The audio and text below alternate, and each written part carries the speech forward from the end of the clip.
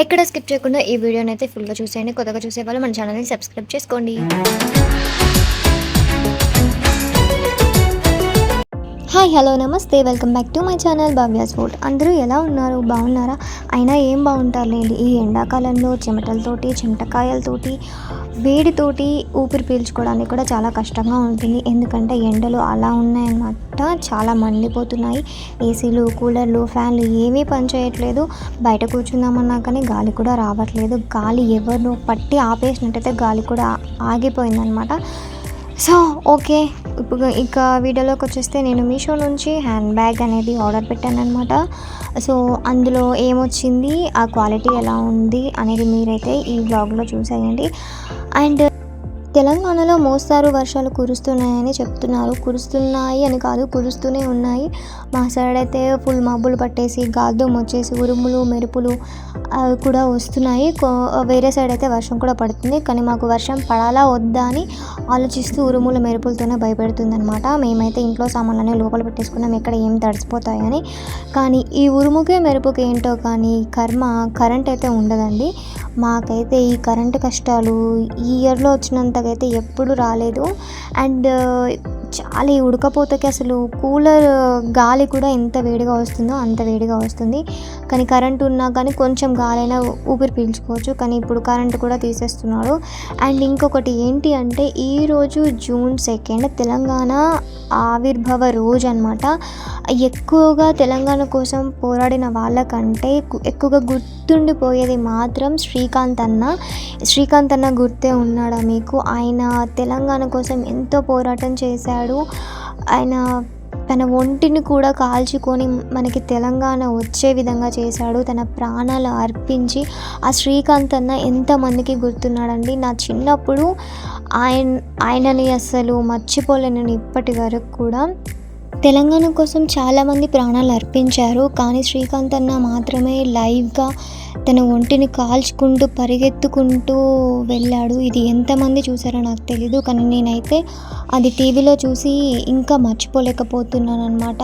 అన్నయ్య కోసం వాళ్ళ ఫ్యామిలీ ఎంత ఏడ్చిందనేది మనందరికీ తెలుసు. టీవీలో చూపించారు అన్నయ్య ఏం చేశాడు ఏంటి అని. తెలంగాణ కోసం అంత త్యాగం అయితే ఎవరు చేసి ఉండరు. ఆ అన్నయ్య గురించి తెలంగాణ కోసం ప్రాణాలు అర్పించిన వాళ్ళందరికీ జోహార్లనే చెప్పుకోవాలి. మనమందరం వాళ్ళందరినీ ఎప్పటికీ గుర్తుపెట్టుకొని ఉండాలి.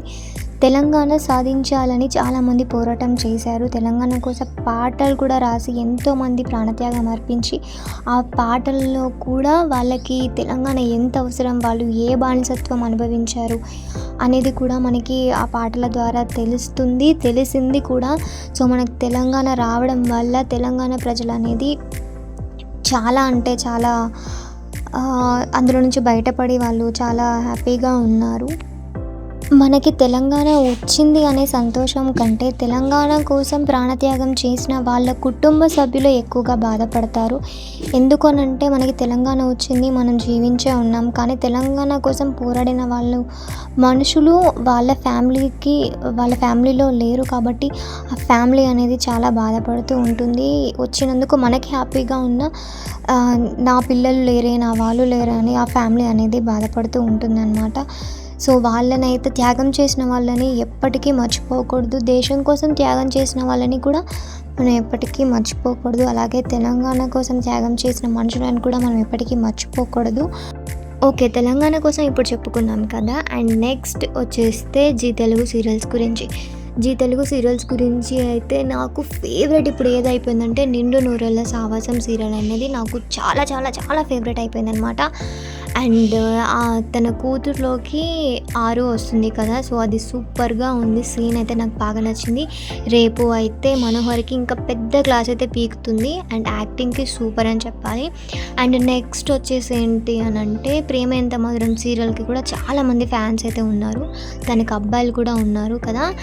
కాకపోతే ఏంటి అని అంటే, ఆర్యల మధ్యలో ఏజ్ గ్యాప్ ఫస్ట్ నుంచి మనకి ఉంది అని ఆ సీరియల్ దాంతోటే స్టార్ట్ అయింది ఏజ్ గురించి.